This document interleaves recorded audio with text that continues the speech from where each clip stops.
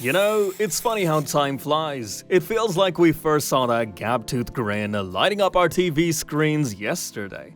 Ronaldo, not Cristiano, the original Ronaldo, burst onto the scene like a supernova in the mid-90s.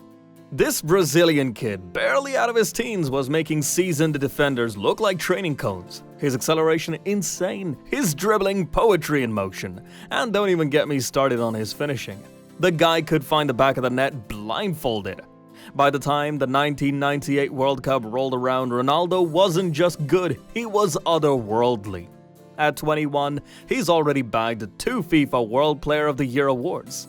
That's like winning 2 Oscars before you're old enough to rent a car in the States. Barcelona fans still get misty-eyed talking about his season there. Then at Inter Milan, he was breaking records for fun. Italian defenders, the guys who treated defending like a religion, were having nightmares about this Brazilian wonder kid.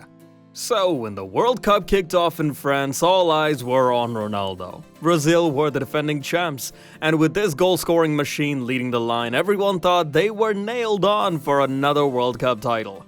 And boy did Ronaldo deliver. He was like a cheat code come to life. Remember that goal against Morocco? The way he left the defender for dead before coolly slotting it past the keeper? Pure filth. Then there was the Chile game in the round of 16. 2 goals, each better than the last. The quarterfinal against Denmark, another day, another Ronaldo masterclass.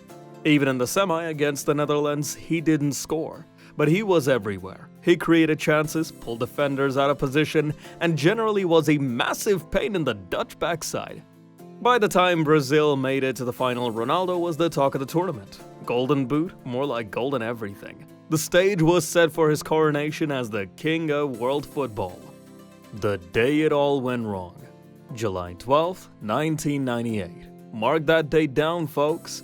That's the day the football gods decided to throw a massive spanner in the works. Picture this, it's just a few hours before the biggest game of Ronaldo's life. He's probably visualizing the match and going over some last-minute tactics. Then boom, out of nowhere he starts convulsing. His roommate, Roberto Carlos, the guy with the thunderbolt left foot, finds him foaming at the mouth. Can you imagine? 1 minute you're chilling with your teammate, the next you think he's dying right in front of you. The team doctors rush in. Everyone's panicking. It's chaos. They manage to stabilize Ronaldo. But now what? Do you play your star striker who just had a seizure in a World Cup final? This is where it gets murky. Some say the sponsors pressured the team to play him. Others reckon Ronaldo himself insisted he was fine. Whatever happened in those few hours, it ended with Ronaldo's name on the team sheet. A ghost on the pitch. When Ronaldo walked out onto that pitch at the Stade de France, something was off. It was like watching a completely different player. The burst of pace? Gone. The quick feet? Nowhere to be seen. That predatory instinct in front of the goal vanished into thin air. France, led by the majestic Zinedine Zidane, smelled blood. They went for the jugular. Zidane scored twice, both headers from corners. The Brazilian defense, usually so solid, looked about as sturdy as a sandcastle at high tide. Ronaldo? He was a passenger, a ghost of the player we'd seen throughout the tournament. It was painful to watch, like seeing Muhammad Ali with his reflexes shot or Michael Jordan unable to get off the ground. The final whistle was almost a mercy, 3-0 for France. Brazil hadn't just lost, they'd been humiliated on the biggest stage. The aftermath. In the days and weeks that followed, everyone asked the same question: what happened to Ronaldo? Theories flew around like confetti. Some said it was the pressure that got to him, others pointed fingers at the team doctors, suggesting they'd messed up his medication. There were even wild conspiracy theories about food poisoning and corporate sabotage. The truth? We still don't know for sure. Ronaldo has talked about it over the years, but even he seems unsure about what exactly happened that day. What we do know is that it cast a long shadow over Ronaldo's career. Here was a guy who should have been on top of the world. Instead, he was at the center of one of football's biggest mysteries. The great what if. Now here's where it gets interesting. What if Ronaldo had been fit for that final? Would Brazil have won? Let's break it down. France was a hell of a team, no doubt. Zidane was playing like a man possessed. Deschamps was bossing the midfield with guys like Thuram and Desailly. The defense was tighter than an airtight container. But a fit Ronaldo? That changes the whole complexion of the game. For starters, France wouldn't have been able to push up as much. They'd have had to keep one eye on Ronaldo at all times. That means less support for their attack, maybe no headers for Zidane. Then there's the psychological factor. A firing on all cylinder Ronaldo strikes fear into any defense. He draws defenders to him like moths to a flame, creating space for his teammates. And let's not forget his ability to create something out of nothing. One moment of Ronaldo's magic could have turned the game on its head.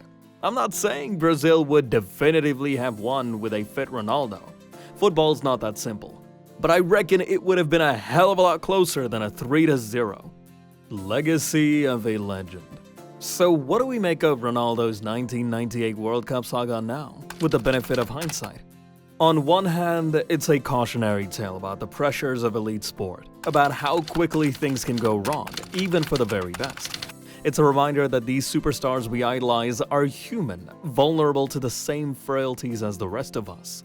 But it's also a story of incredible resilience. It's about a player who faced his darkest hour on the biggest stage imaginable but refused to let it define him. He came back stronger and hungrier and wrote his own redemption story. In a way, that seizure before the '98 final has become as much a part of the Ronaldo legend as his goals and his skills.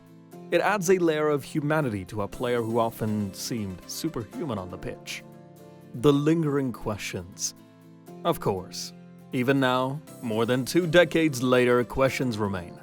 What exactly caused Ronaldo's seizure that day? Could it have been prevented? Who made the final call to let him play? We may never know the full answers, but that uncertainty adds to the mystique of the whole affair. It's become one of football's great what-if moments, endlessly debated by fans around the world. The last word. In the end, Ronaldo's 1998 World Cup story is a reminder of why we love sports in the first place. It's not just about the victories and the defeats. It's about the human drama, the setbacks and comebacks. These moments test an athlete's character as much as their skill. Ronaldo faced his test on the biggest stage of all. And while he might have stumbled that night in Paris, his ultimate victory was refusing to let that moment be his final chapter. So next time you watch a World Cup final, remember Ronaldo in '98. Remember that behind the glamour and the glory, there are human beings giving everything they've got, facing pressures we can scarcely imagine. And sometimes, just sometimes, the real victories aren't the ones you see on the scoreboard.